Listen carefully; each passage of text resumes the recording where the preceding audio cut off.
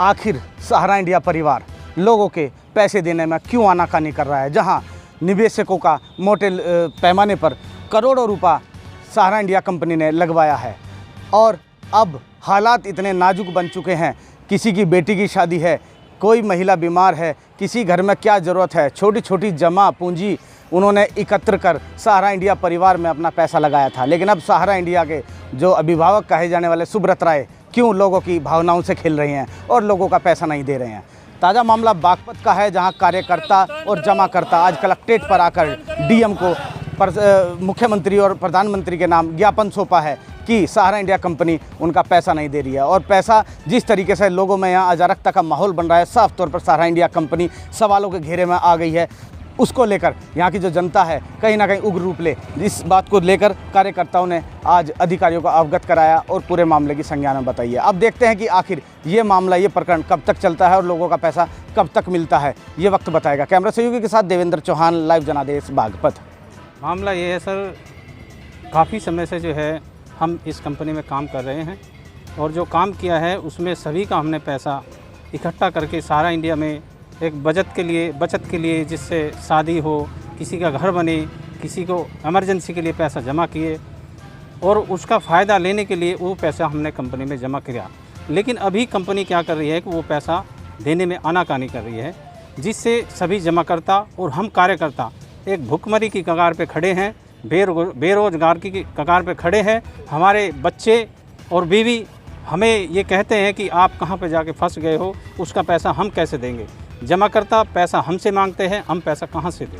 हम ये कह रहे हैं कि इस प्रशासन को वो पैसा हमने कंपनी में जमा किया है, कंपनी वो पैसा नहीं लौटा रही। हम आपसे निवेदन प्रार्थना करते हैं कि वो पैसा जमाकर्ता का वापस कराया जाए। अधिकारियों से मिले, क्या कहा अधिकारियों ने आश्वासन दिया है कि आपकी जो बातें हैं वो बिल्कुल सही है, सत्य है, जो हमने लिखित में दिया है और वो पैसा आपको वापस लौटाया जाएगा।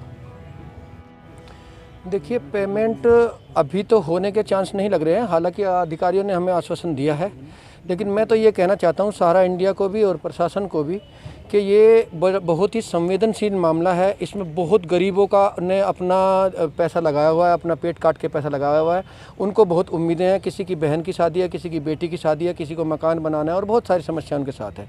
यदि और ये कोई छोटा मोटा मामला नहीं है, ये हज़ारों करोड़ रुपए का मामला है। तो यदि ये पैसा वापस नहीं होता है तो इसमें प्रशासन को भी और सुब्रत राय को भी बहुत बड़ी समस्या हो सकती है, क्योंकि जिस दिन ये सारे लोग निकले, अभी तो हम कार्यकर्ता सिर्फ निकले हुए हैं, जिस दिन सारे लोग निकल आए तो मुझे लगता है कि यहाँ पर कानून व्यवस्था की भी समस्या हो जाएगी। इसलिए मैं ये प्रशासन से मांग करता हूँ कि इससे पहले कि कोई इस तरह की समस्या बने, इससे पहले इस समस्या का निदान करने की प्रशासन अपनी भरपूर कोशिश करे, और प्रशासन अपनी भरपूर कोशिश करेगा तो समस्या का निदान जरूर हो सकता है। मामला है कि सहारा इंडिया द्वारा, हम सहारा इंडिया में लगभग पिछले 15 सालों से हम सब लोग एजेंट काम कर रहे थे और काम करते आ रहे हैं। और लगभग 3 साल से जमाकर्ताओं का जो पेमेंट है बहुत डिले हो रहा, डिले नहीं लेट भी हो रहा, लेट भी नहीं, मिल भी ही नहीं रहा है। और जो जमा करता है, निवेशक है, हम लोगों पर बहुत बड़ा दबाव बनाई हुई है, क्योंकि हमने उनका पैसा लिया है, हमारे थ्रू पैसा आया है, तो हमारी जिम्मेदारी बनती है उनको पैसा वापस दिलाने की। लेकिन कंपनी बड़ी बेशर्म हो चुकी है, बड़ी बेशर्म क्रूर हो चुकी है और सुब्रत राय सहारा बड़ा क्रूर हो चुका है। हमारे द्वारा बहुत निवेदन करने के बाद भी हम जमाकर्ताओं का, हम निवेशकों का, हम एजेंटों का कमीशन और पेमेंट समय पर नहीं दिया गया, जिसकी वजह से हमारी स्थिति बहुत ख़राब हो गई है और लोग सुसाइड तक कर रहे हैं, जमाकर्ता सुसाइड तक कर रहे हैं।